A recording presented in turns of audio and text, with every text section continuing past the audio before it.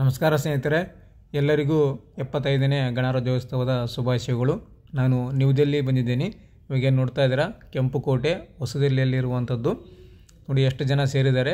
ಗಣರಾಜ್ಯೋತ್ಸವ ದಿನದಂದು ಸಿಕ್ಕಾಪಟ್ಟೆ ಜನ ಬಂದಿದ್ದಾರೆ ಇಲ್ಲಿ. ನಾನು ಕೂಡ ಡೈರೆಕ್ಟಾಗಿ ಅಯೋಧ್ಯೆಯಿಂದ ಈ ಒಂದು ನ್ಯೂ ಡೆಲ್ಲಿಗೆ ಬಂದಿದ್ದೆ. ಈ ಒಂದು ಗಣರಾಜ್ಯೋತ್ಸವ ನೋಡ್ಕೋಬೇಕು ಅಂತ.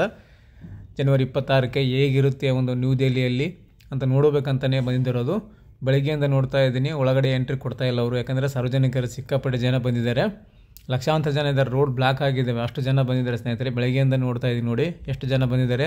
ಎಲ್ಲರೂ ಕೂಡ ಹೊರಗಡೆ ಗೇಟ್ಲಿಂದ ನಿಂತು ಫೋಟೋ ಮತ್ತು ಸೆಲ್ಫಿ ತೊಗೊತಾ ಇದ್ದಾರೆ. ನನಗೂ ಕೂಡ ಒಂದು ಸೆಲ್ಫಿ ತೊಗೋಬೇಕು ಅನಿಸ್ತು. ನಾನು ಕೂಡ ತಗೊಂಡು ಮುಂದೆ ಹೋದೆ. ಮತ್ತು ಅಲ್ಲಿ ಮುಂದುಗಡೆ ಸ್ತಬ್ಧ ಚಿತ್ರಗಳನ್ನು ಒಳಗಡೆ ಕೆಂಪು ಕೋಟೆ ಒಳಗಡೆ ಒಯ್ತಾ ಇದ್ದರು. ಅದನ್ನು ಕೂಡ ಶೂಟ್ ಮಾಡ್ಕೊಂಡಿದ್ದೀನಿ. ಇವಾಗ ನಿಮಗೆ ತೋರಿಸ್ತೇನೆ ನೋಡಿ. ಇವಾಗ ಹೋಗ್ತಾ ಇದ್ದಾವೆ ಒಂದೊಂದು, ಭಾಳಷ್ಟಿದೆ ಸ್ನೇಹಿತರೆ. ಎಲ್ಲನೂ ಕೂಡ ಶೂಟ್ ಮಾಡ್ಕೊಂಡಿದ್ದೀನಿ.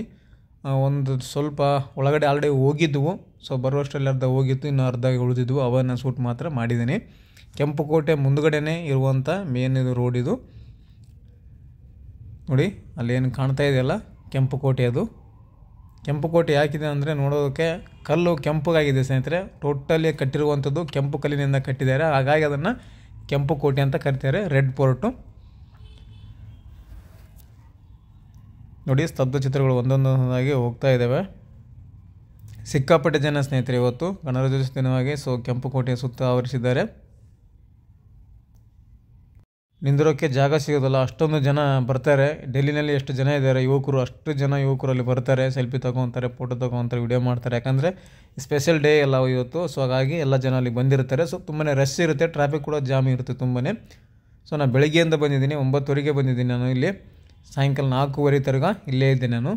ಎಲ್ಲನೂ ಹೇಗೆ ನಡೀತೆ ಅಂತ ನೋಡಬೇಕಲ್ಲ. ಒಂದು ಸಲ ನೋಡಿಲ್ಲ ನಾವು ಡೆಲ್ಲಿನೇ. ಇದೇ ಫಸ್ಟ್ ಟೈಮ್ ನಾನು ಡೆಲ್ಲಿ ಬಂದಿರೋದು. ಅಯೋಧ್ಯೆಯಿಂದ ಡೈರೆಕ್ಟಾಗಿ ಇಲ್ಲಿಗೆ ಬಂದಿರೋದು. ಸೊ ಈ ಒಂದು ಮಾಡಿ ನಿಮಗೆ ತೋರಿಸೋಣ ಅಂತ ವಿಡಿಯೋ ಮಾಡಿದ್ದೇನೆ. ನೀವು ಕೂಡ ಯಾವಾಗಾದರೂ ನ್ಯೂ ಡೆಲ್ಲಿ ಬಂದು ಜನವರಿ 26ಕ್ಕೆ ಈ ಒಂದು ಫಂಕ್ಷನನ್ನು ನೋಡಿದರೆ ಕಮೆಂಟ್ ಮಾಡಿ ತಿಳಿಸಿ ನನಗೆ.